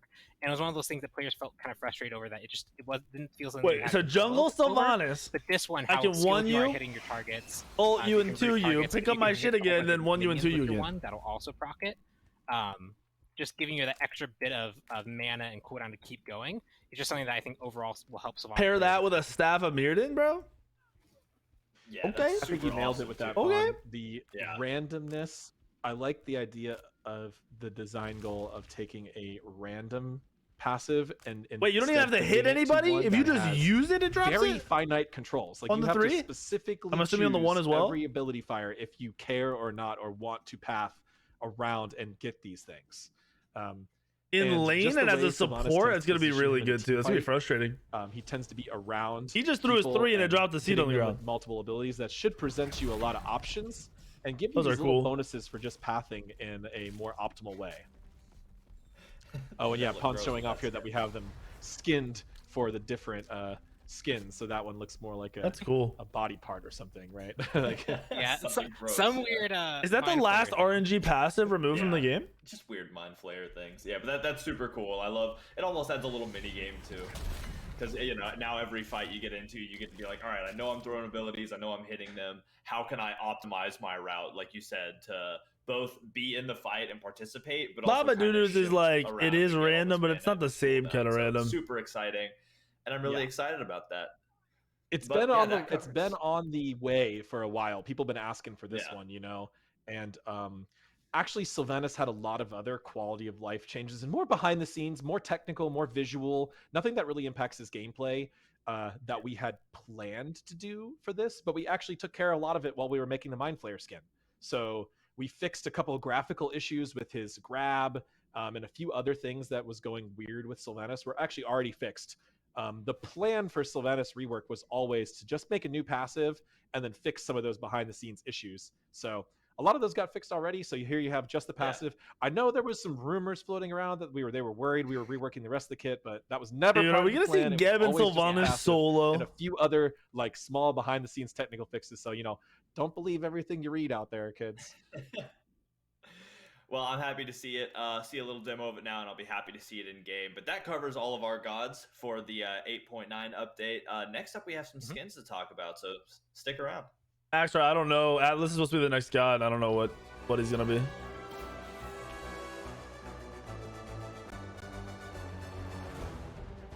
Why settle for less when we can be whoever we choose?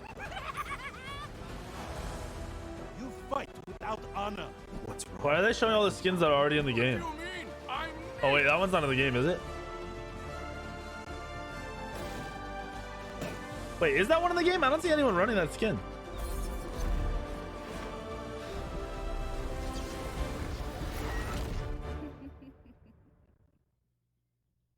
welcome back from the perilous sea. I'm Titan Dandy for anybody joining. We have Ajax and whoa, Clumsy's here now. How you doing, Clumsy? I'm doing pretty well. How are you guys doing? Doing good. Couldn't complain if I wanted to. All right, so nobody's forcing me. So let's get into some skins. Let's get 8.9 has a lot of really cool skins, including a brand new battle pass, and I'm just excited to get into these. Bro, no Gem solos and be shielding anyone but himself. Okay, I thought we were going right into the battle pass. We'll save right. We'll save that for yeah. Yeah, this one's awesome. Super awesome. Important note about this skin is that Chang'e, which is frequently paired with Hu Yi because of their relationship in mythology, also has a skin of a similar theme. So now you can play a matching couple skins yet again. That's like the most important thing, right? Oh, and he's looking good. Yes. I love the hair. Look at all that. Good.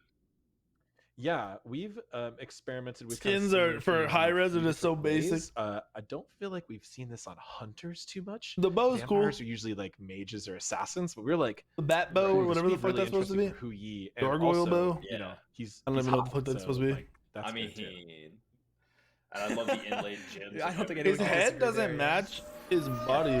Such a good skin. What up, little Nino? Thank you for the 15. Let's get this over with. Chang'e and immortality are waiting. Oh, still looking for Chang'e. He's hot and he has values. That is so good. Yeah. So next up, this one I'm excited about as well. We have Sentai Mulan. All right. Yes. Another new theme, and one that potentially people have seen across a variety of different shows and movies and comics and manga and etc. It's really cool to finally be bringing this might and having Mulan be the representative for it. Yeah, I mean, it totally makes sense with how heroic that style is. That is sharp. It's so good. That is very clean. Bro. Yeah, I love the card art is like the movie poster, and then this is like the fucking live action like costume. We're gonna have Mulan with her variety and arsenal of weapons, right? So that's gonna be pretty sweet. Yeah, which feels so fitting to this so theme too. Plain. Exactly. Like it's fine skin, but it looks so fucking plain. Hero, like conqueror of evil, or it's just I don't know. I think look at the little cape.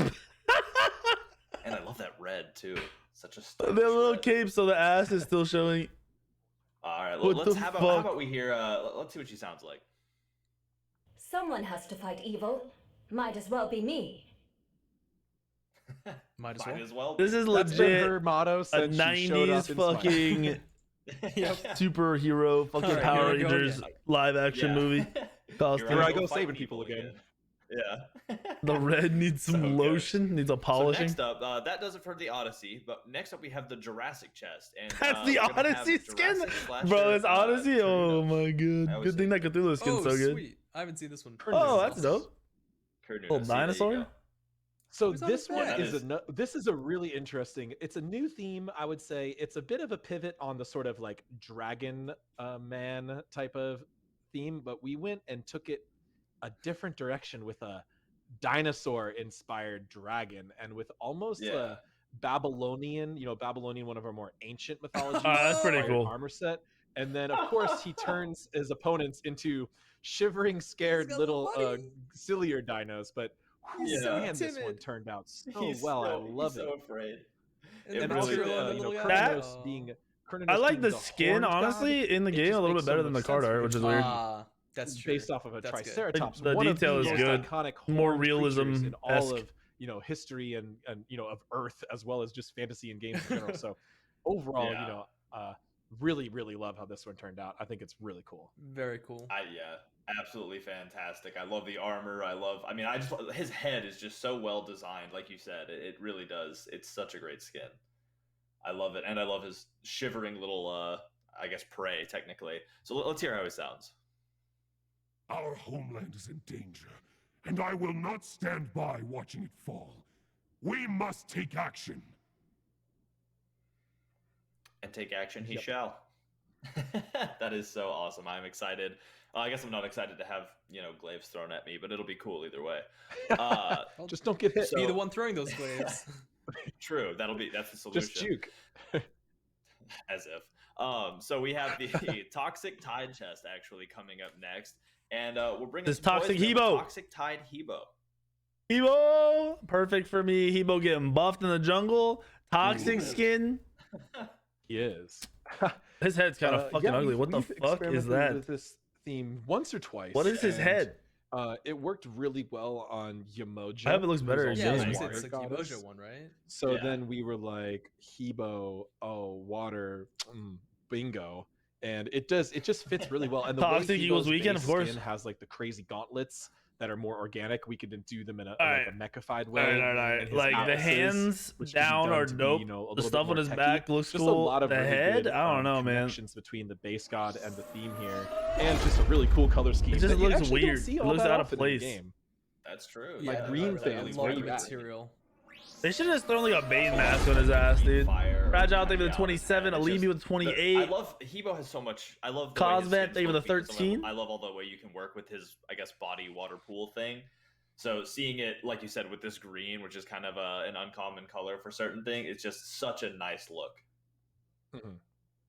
What a great skin. Let's hear what he sounds like. I can feel the toxins flow through me. Okay.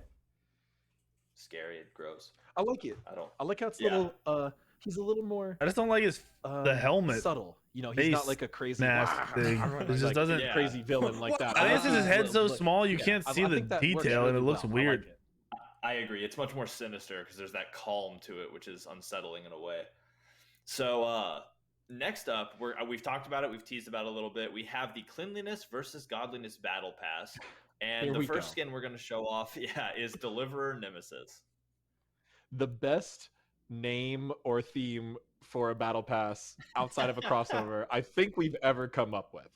I totally agree. Also, some very of you might hard know to say. the old quote that this is referenced off of. But the first one being Nemesis has a kind of a paladin. What was this battle pass? Sort of skin. What was it called? Yeah. That we recolored here to have a bit more of a stained glass motif. Which you'll see coming up in a future skin. You'll see a little bit more of that. Yeah, but that's cool. I like the colors. I love seeing it part of our They need armor to make the weapons like different. Totally agree. I love the way that the little wings they have that hue shift from a lighter blue to a darker blue. It just like that, the diversity in colors and it going with the purple. I think it's a really great look. Absolutely love the cowl as well and the chainmail. Let's hear what she sounds like. The scales of balance have shifted. I will tip Is it a recolor? back. Yeah, I mean, there's nothing special about it other than the colors. I have no doubt that you will tip them back. I like the combo of the blue and the purple. It's all about balance, just like us. Indeed she is. I mean, yeah. Check the update notes. Haha. All right. So next up, we have Iron Maid Bologna coming into the battleground. Yeah, she's cleaning up. What is this? That's all right. Yes. All right. Would it even be a battle pass without a Bologna skin? I don't know. But anyway, we felt like this theme just fit her really well. There is in the cleanliness versus godliness, there are two skins that are kind of towards the more cleanliness theme, and there are two towards the more godliness theme. The first one, Nemesis, was the godliness. This is the first of the cleanliness you'll see, and this is also sort of based on a whole subgenre, anime subgenre, that has these types of characters in taking all sorts of heroic stances in different adventures. Oh yeah. Yeah, I was gonna say because she's got like the outfit, but she's also got an assortment of battle pieces on her too. She's got her spolders and her greaves. Yeah, and I love the pattern on the kind of like a teacup pattern almost on the sword. Looks what is so the anime subgenre? It really fits the aesthetic porcelain. And porcelain. Yeah, absolutely love it. It works. I think porcelain was already an upgrade from what I said. So, but either way, the red that ribbons thing teacups are made out of. You're right though. Yeah. Either way, let's hear what she sounds like. It's time to release some pent-up frustration. Let's get going. Yeah, that tracks. Absolutely great. I'm so excited to have, be jumped on with the flag and probably, be in an arena. But it'll be fun anyway because it's great skin. So So the next skin we have coming up is Battle Mother Nuwa. Oh, what the fuck is this? Side. Yeah. Battle Mother? They made her thighs extra thick? Looking gorgeous. And this is your sort of high fantasy priestess character. Yeah. And there's a lot of really interesting details going on with her armor and those stained glass relics she holds in her hand instead of her crystal. That is pretty cool though. The stained glass fucking thingies. That's throughout dope. the kit. The stained glass theme. That's really cool and something new that we haven't really quite done before. They even look good. Like the detail on them's pretty good. It's really a really well flushed out. I'm glad she's a let's hear what she sounds nun, but we cannot not be covered beaten up. if we stand as one. Yeah, it's true. Actually, a True. fucking And stand as one we will. Thickwa nun let's skin. check it out. I'm excited to see her clay soldiers as well. They're like stained glass You could soldiers. see the clay soldiers in the Oh, card. that's They're dope. also made I out of like stained that. glass. There's the stained glass fog. Yeah, I simple thought and so. clean, dude. That is so That's cool. sweet. The stained glass fog. There's Alright. the glass That's soldiers. Oh, that's cool too. What the fuck? That is so that. awesome. They just look looking. blue at first. I totally agree. They have a lot of nice detail and pattern to them, even when you look closely. It's cool. What up, Schmeat? I love the noises too. Like they just the crystal they shattering. complement yeah.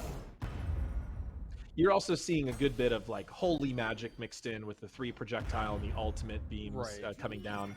It's like a dual theme going on. Yeah, You get a a lot of nice that. mixture of holy magic and stained glass effects. Yeah, you have a lot of that like golden light. a good which skin. really does lend itself to that holy Overall. magic too. Gives her like that a is super tanky awesome. vibe. Thank you for showing that off. The next skin that we have is another one I'm really excited for. Deadly Dinner Whoa. Discordia. So Very good. cool.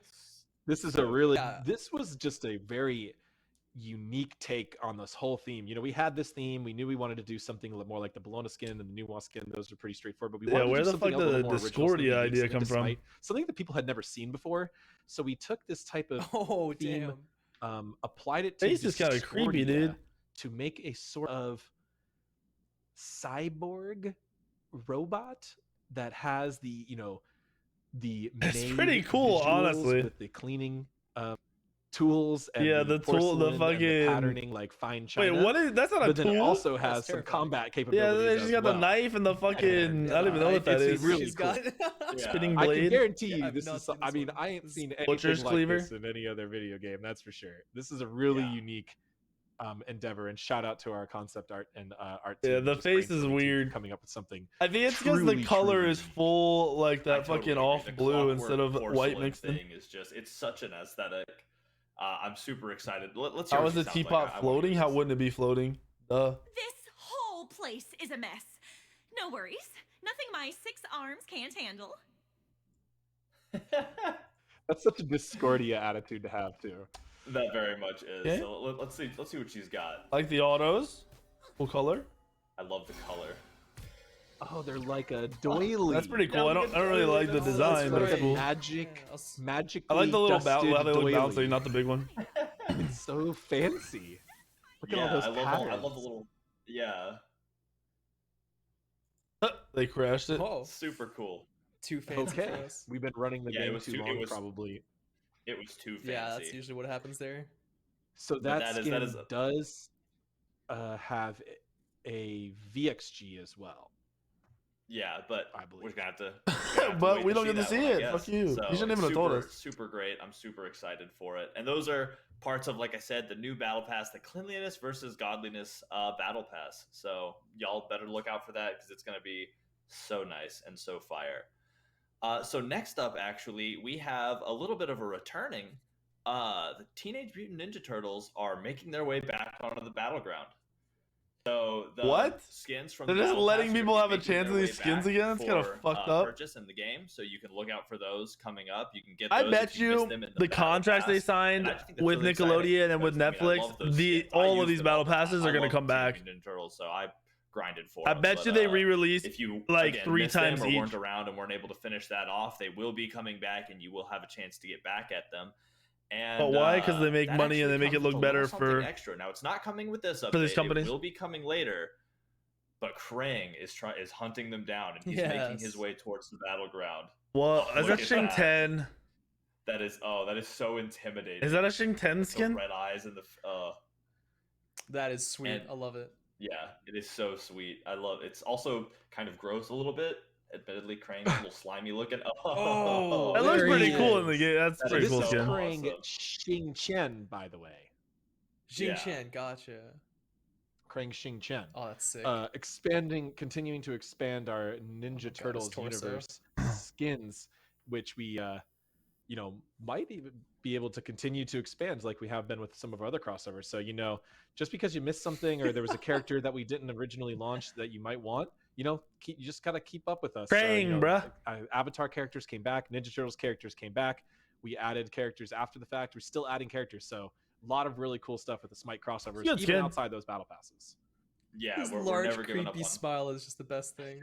I know, it's so good. Let's hear what he sounds like. Like all Krang, I am called Krang, but you can call me Krang. That's so for those of you who are not familiar with the fantasy and the specific usage of this character in Ninja Turtles, the brain in the middle is who's talking. He's the one who's the mastermind. He's the one who's controlling it.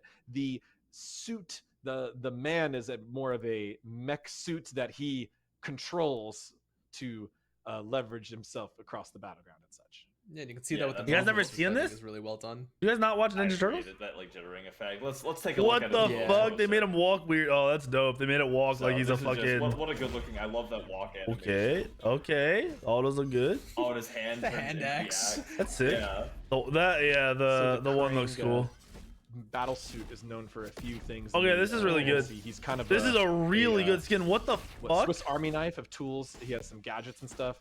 Krang is very scientific. Everything about this skin is actually really, really good. He's got wings that. The animations are perfect. Jetpack.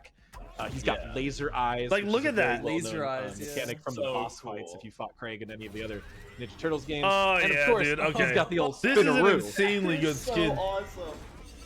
I can't believe they put so much effort into the fucking. Oh, so much. Into the what's it called? The villain, like into the random villain. Fantastic on this one. Oh my god. Honestly, though, the Ninja Turtles all have like unique things and are pretty cool. That is. Except for Shredder and. I'm so excited to see it come into the game. What's his name? Splinter. They're boring as fuck. What? That's so good. I can't believe they made this skin so good compared to Splinter and Shredder. Above and beyond. I love it so much. Now, it is worth noting with this skin is not coming until October. This is a prime. So we have a while. Krang is making his way to the battleground. That's a prime gaming skin? The battleground is a long ways away. But it's important to know as well that this is also going to be a prime gaming. Holy finally came back and just wanted to say thanks for Smite Source. I would be lost now without your build. This is going to be a skin that comes with Prime Gaming, so if you have Prime Gaming, congratulations. Everyone go get Prime Gaming, sub to me, and then get that skin when it comes out. And yeah, just I wanted to let y'all know, but it is going to be until October. We're going to have to sit on that egg for a little while. That skin is really good. Wow. Creek Dogs, thank you for the primer sub. Brock, thank you for the dono. For Smite, which we're excited I'm glad Smite Source is helping. I started updating it today. Skin like this, that's so unique. We had a lot done. That has all these additional features through a cross promotion with Prime Gaming, which most people already have anyway. So it's kind of free for a lot of people.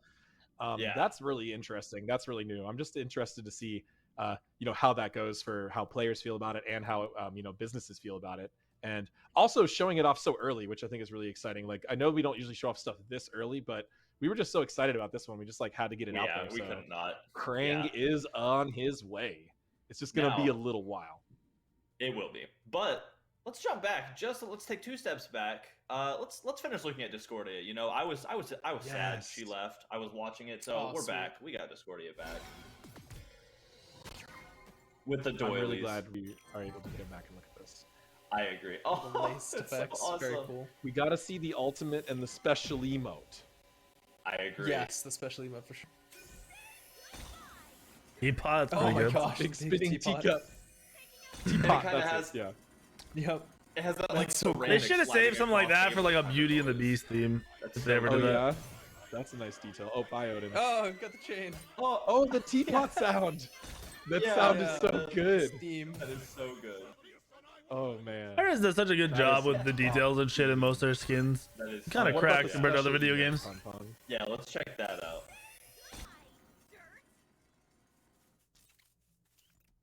Oh, she's doing all of her. Compare the skins in this game to like the skins in every other game.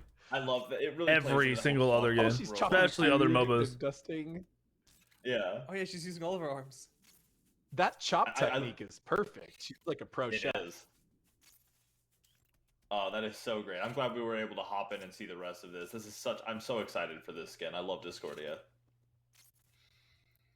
Wow. Oh, that was a full show. That was a lot of show. That was a lot of things to be excited about. How are y'all feeling? Are y'all excited? Very. I mean, this is for a normal balance update. This one has a lot of big stuff in it. You know, conquest rebalancing, relic changes, 2 roles being heavily adjusted in assassins and junglers and supports, assassins and guardians. It's a big update. I'm really excited. Guardians were like barely touched. I feel like. Yeah, there was a lot to digest. I was just like tuning in while you guys were going through all the balance. I'm like, yeah, wow, I can't believe we've gone through that much, and I really enjoy seeing the skins. All right, that's the end of the patch notes. There's a lot of times where I don't actually get to see them before we. I'm assuming they don't talk about the next god at all. Surprises the audience too, like seeing Krang there. It was so cool. Yeah, I see. I worked on almost every skin. When PTS hits, we'll know what the next god is for sure, and they'll probably know what role it's gonna be. That's kind of a crazy. That's kind of a crazy patch, dude. Junglers are getting buffed out the ass. I don't think I've ever seen a role buff like that before. Is Gilgamesh still playable? Yeah, but he's way worse. I mean, automatically with the nerf to the items, all the warrior junglers are less good.